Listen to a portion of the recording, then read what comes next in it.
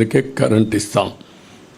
ఇంకొక పక్క land titling act, ఇది nothing but Jagan land grabbing act.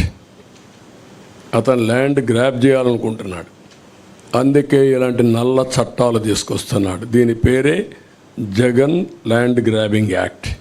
సొంతం కోసం పెట్టుకొని ఇలాంటి వ్యక్తులందరినీ ప్రోత్సహించి ప్రభుత్వ ఆస్తులపైన కత్తిపెట్టి బెదిరించి భయభ్రాంతులు చేసి ఎవరైనా మాట్లాడినా లేకపోతే వాళ్ళకు అవసరం ఉన్నా లాగేసుకునే పరిస్థితి వస్తారు.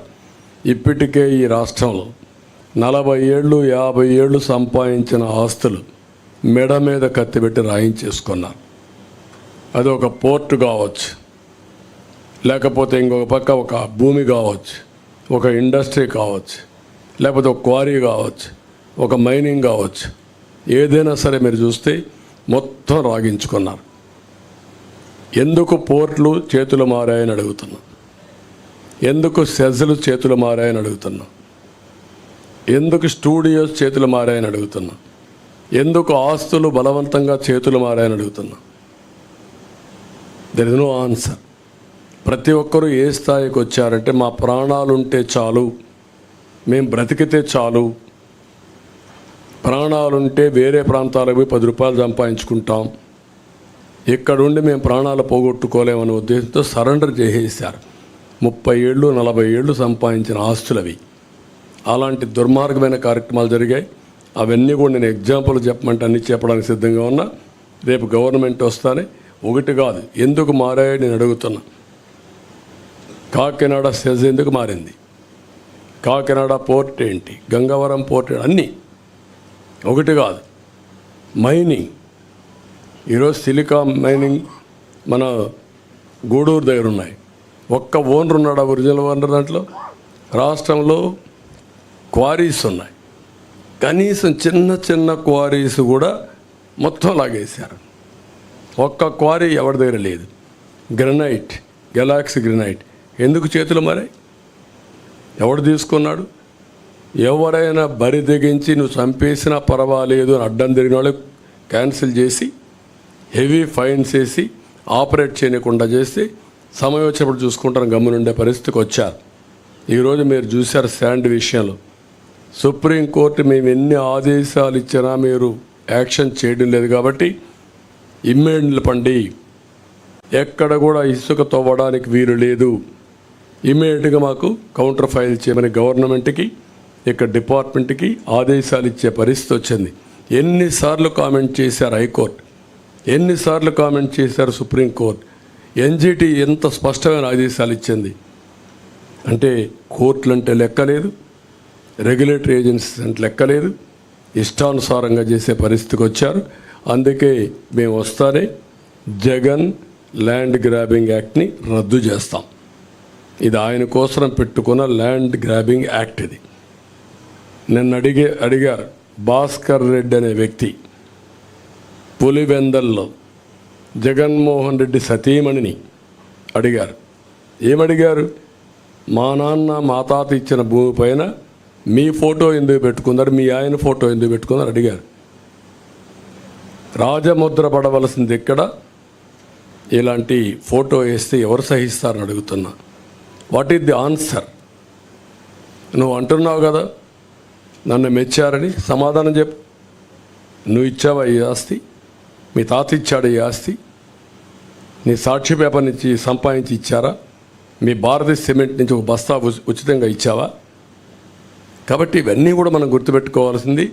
ప్రజలు మాటలాడలేని పరిస్థితి, నిస్సహాయ స్థితికి నెట్టేసి భయభ్రాంతులు చేసి పోలీసులు పెట్టుకొని హైహ్యాండెడ్గా మాట్లాడితే అరెస్టులు చేసి, అరెస్ట్ చేసిన తర్వాత వాళ్ళు పోలీస్ టార్చర్ చేసి ఇలాంటి దుర్మార్గమైన పనులు చేశారు. కాబట్టి దీనిపైన ఇప్పుడు అన్నీ అయిపోయినాయి. ఇప్పుడు కడాన ప్రైవేట్ ఆస్తులపైన కూడా పెట్టారు. ఇప్పుడు చాలామంది రాష్ట్రం వదిలిపెట్టి వెళ్ళిపోతున్నారు. నిన్న మీరు చూశారు ఒక అమ్మాయి ఆరుద్ర, ఆ ఆరుద్ర అమ్మాయి వారణాసికి వెళ్ళిపోయింది. వారణాసికి వెళ్ళిపోయి మళ్ళా తిరిగి నేను రావాలంటే ఈ ప్రభుత్వం పోతే వస్తాను, నేను రాలేనని చెప్పే పరిస్థితికి వచ్చింది. మీ అందరికీ ఐడియా ఉంది ఆరుద్ర ఏ విధంగా ఫైట్ చేసిందో. రంగనాయకమ్మ ఏం తప్పు చేసింది ఆవిడ? ఈ రాష్ట్రం వదిలిపెట్టి వేరే రాష్ట్రానికి పొట్ట కోసరం పోయే పరిస్థితి వచ్చేసింది. కనీసం లైవ్లీహుడ్, తిండి కోసం వేరే రాష్ట్రానికి వారిపోయే పరిస్థితికి వచ్చారు. ఇది అరాచకాలకు పరాకాష్ట. ఇప్పుడు ఫైనల్గా ఈ ల్యాండ్ టైటిలింగ్ యాక్ట్ పేరుతో జగన్ గ్రాబింగ్ యాక్ట్ తీసుకొచ్చారు. సాగునీటి ప్రాజెక్టులు అన్నిటికల్లా చాలా పెద్ద సమస్య ఉంది. ఈరోజు గుక్కడి నీళ్ళు లేవు, తాగడానికి నీళ్ళు లేవు, సాగునీరు లేదు. నీళ్ళన్నీ మిస్మేనేజ్మెంట్ అయినాయి, సముద్రంలోకి వెళ్ళిపోయినాయి, ప్రాజెక్టులు ఏది పూర్తి కాలేదు. ఇరిగేషన్ మేనేజ్మెంట్ అడ్వాన్స్ స్థాయిలో ఉంది.